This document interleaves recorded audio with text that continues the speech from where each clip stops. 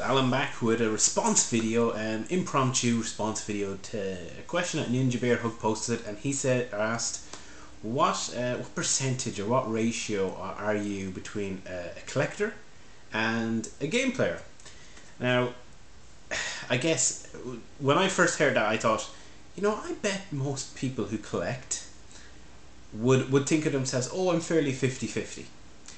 But I've often wondered, is that actually the case? Now, I mean, there's going to be people who principally just get the latest games, trade them in the next day, that type of thing once they've completed them, and keep moving on and have no more than maybe 10, 15 games or so.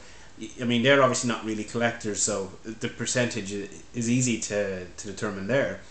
But if you actually do collect and you've amassed a reasonable number of games, more than you could sit down and play, say, if you were to sit down for a month and just kind of keep playing through them, that you'd completely clear a backlog. If you have more than that, I guess you could say you've gotten to the stage where you could be considered a collector. And how much time did you then invest into getting that set? On a day-to-day basis, for me, that would change depending. Well, I guess it's more on a week to week. It'd change depending on what's going on. There are some periods where I don't really play games all that much, and I know for a while leading up to the end of last year, I hadn't played a game properly in quite a while. And then I played Assassin's Creed, and I played several of them, and I played Batman. So I ended up, and they're kind of big games. You're talking 20-hour plus commitments into all of them. So you're talking nearly 100 hours of gaming over a few games. That's a lot of time when you sit down and think about it. I mean, that's the same as 50 movies, or that's a lot.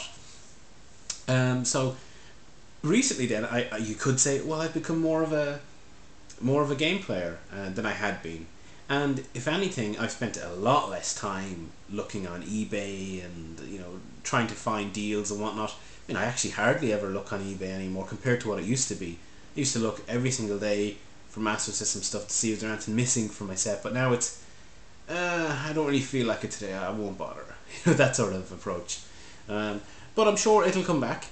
I mean, I guess a big point of the question, or a big reason why the question was raised, was that Stu is moving, or looking to move into a new home, due to a family expansion plan, shall we say. And congratulations, by the way. When you expand one thing, you may have to shrink something else, and in this case, it may be room for a collection. So he's got a rather nice attic kind of conversion, and he had been using a spare bedroom where he'd play games, but now it's all in one. And if he moves home, he was saying that it could be a smaller room. So what do you do? Does that mean if you don't have space, you don't collect? And to a certain degree, that is true. Although I've never shown it on camera, this place is a mess. I've been asked to do room tours or show my collections off as a whole.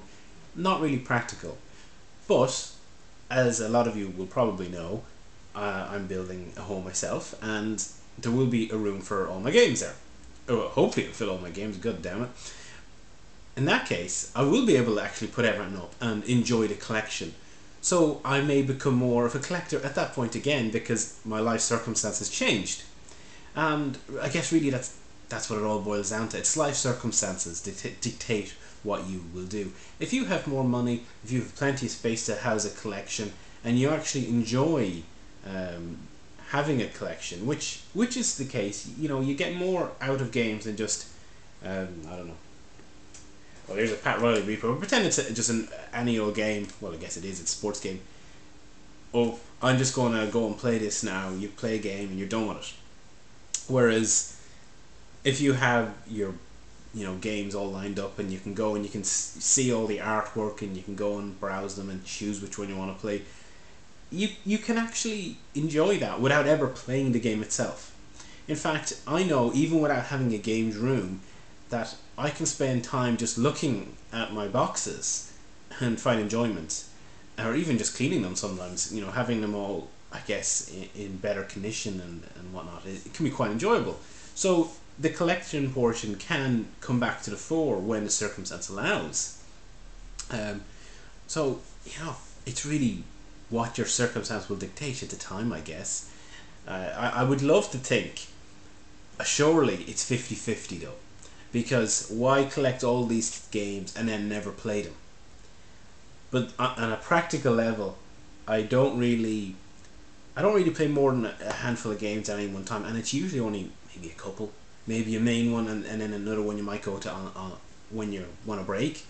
So, with games lasting 20, 30 or more hours, and these can be good games that you're not getting necessarily. We're not talking, I guess, World of Warcraft or one of these really really open-ended things. I'm just talking about Batman Arkham, game that if you were to do that on all the kind of side missions and whatnot, there's a hell of a lot of content in that.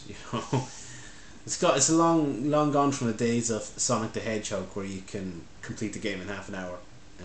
You can pretty much complete it with everything in an hour if you wanted. Or even Streets of Rage, any of these things, a couple of hours, you're done. So playing them all, it's I suspect, as much as I want to get around to playing everything and to being a gamer, I do suspect that a lot of the games that I have will never properly be appreciated as a game. They may be appreciated by me as a collector, but they won't be appreciated as me as a gamer. So I mean, that's a different topic. Getting way off topic. Oh. Yeah, the real question, what ratio are you? So I'm going to say 50-50 because I guess that's what I feel I am, even if it's not what I practically am. I asked my wife what percentage she would think I would be beforehand, and she said 50-50. So maybe it is true. I'm always curious what other people would think, because I know some of my other friends would have thought I was much more into the collecting side, maybe 75% collecting and 25% gaming, but different people see it different ways, I guess. If you put it this way, the time it took me to complete, say, Batman, we'll just say that was 20 hours to do all the bits. I don't know how much it was, but it was around that probably. You can do a hell of a lot of eBay scouring in that sort of time frame, So, there we go. That's about it. We'll leave it there, 50-50. What a resoundingly original answer. But yeah, thanks to Stu for posting the question, and congratulations again on the